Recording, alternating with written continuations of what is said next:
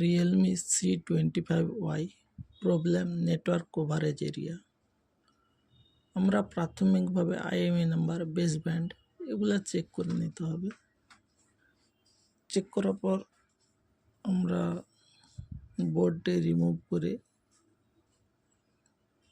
Physical damage আছে কিনা ভালো করে আই স্ক্যানিং করে নিতে হবে।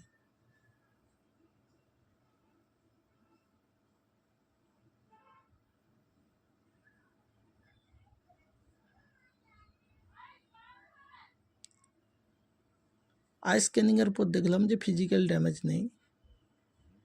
আমরা কোল্ড টেস্টিং করে নেব, অর্থাৎ ভোল্টেজ লাইনগুলোতে জিআর আছে কিনা চেক করে নিতে হবে।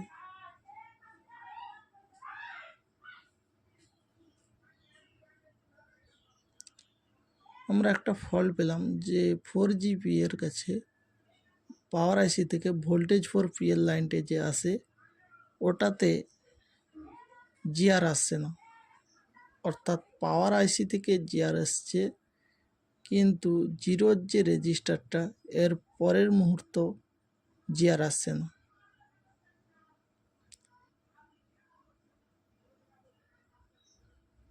জাস্ট আমরা জিরোর রেজিস্টারটা রিমুভ করে শর্ট করে দেব।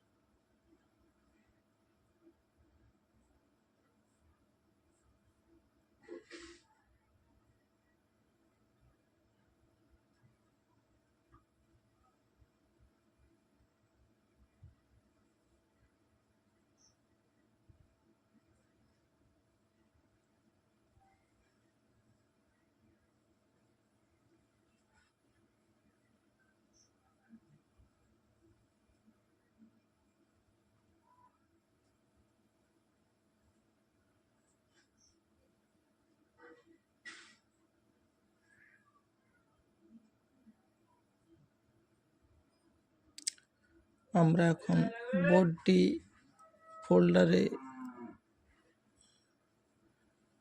বসিয়ে নেব।